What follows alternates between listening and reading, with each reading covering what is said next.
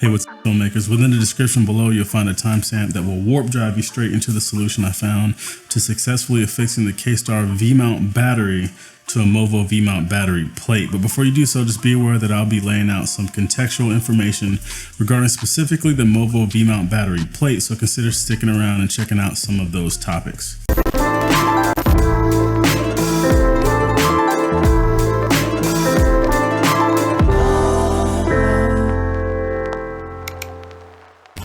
Now, if you're stumbling across this channel for the first time, here on the SCG Filmmaking channel, we talk about filmmaking, more specifically how to utilize some of the latest filmmaking equipment into your music video productions, amongst some other troubleshooting topics that may plague and impede your filmmaking workflows. So if any one of these topics are something you're looking at learning more about, consider checking out some of the other content on this channel. Now, if you purchase the Kastar V-mount battery, you're looking at installing it onto the Movo RBS1 V-mount battery plate. But then you ran into what appears to be some minor fitting discontinuities, and stick around, I'll promise you, man, it'll be worth the watch. Alright, man, so enough leading on, let's get straight into the reason why you clicked on this video. First off, let's start off with the battery plate manufacturer. Now, this is not a facetiously directed video discrediting Movo as a professional camera and video equipment manufacturer that they are, but if I had to put myself in their position specifically concerning the manufacturing of the V-mount battery plates, then I'd have to say that they've got their work kind of cut out for them, given the dozens and dozens of V-mount battery manufacturers, each of them designing ever so slightly different connecting points. So to me, it's not a real huge surprise to find that some of these V-mount batteries may run into some slightly misfitting issues, which brings us to the Kastar V-mount batteries. Now, everything that I've experienced so far from both of these companies have been majoritively impressive, especially considering the price points that they've been able to attach to their products, which closely resembles the quality of some other manufacturers that sell comparable items of camera equipment. But now, when it comes to combining Kastar V-mount batteries to the Movo V-mount battery plate, you can't help but absolutely get out of your mind, man, especially when you've already been anxiously shopping about for these small, tedious items that you need to complete your overall camera rig or setup. I know for me lately, I've been anxiously waiting for piece after piece to arrive in the mail to finally complete the Pocket 4K setup that we've been just recently switching over into.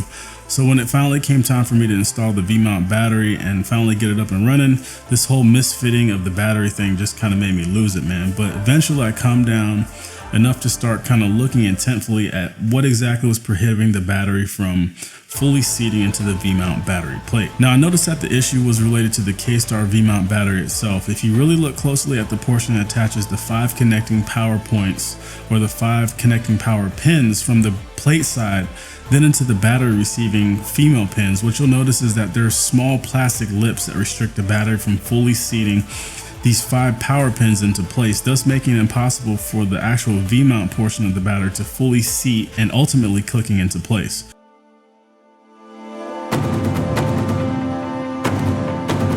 Okay, so what you're gonna need for this very simple solution is a simple small chisel or a flathead screwdriver along with a hammer.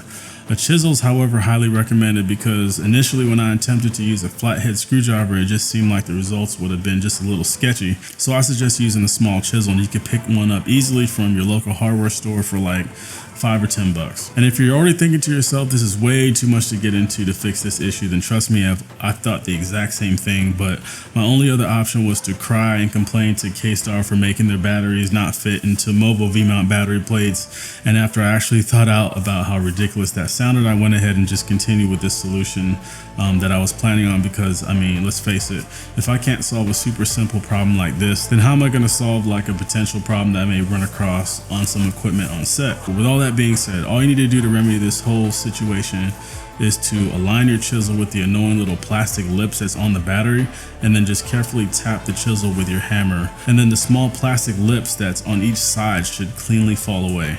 Now, the moment of truth. Go ahead and see if any of the portions of the battery are still blocking the pins from fully seating into the battery, and if it is, then just simply observe how much more of the plastic needs to be chiseled away. Now, in addition to that, I did notice that I still had to apply a bit of pressure downwards on the battery, essentially forcing the battery into the plate's V-mount battery connector so it can fully kind of click into place. But like I said, it just seems like the dimensions of these two pieces of equipment are just slightly off, but with just a little bit of like diligence and determination, I was able to finally properly attach the Kastar V-mount battery to the Movo V-mount battery plate. Now I must say, once attached and fully seated, the battery along with the plate worked flawlessly in this setup. The Kastar V-mount battery is the 178 watt-hour modeled, and it provides the Pocket 4K along with an external monitor for well over 8 hours, which is far beyond any of the rigors and demands of any of my current projects. So I'm more than satisfied with the power output and longevity.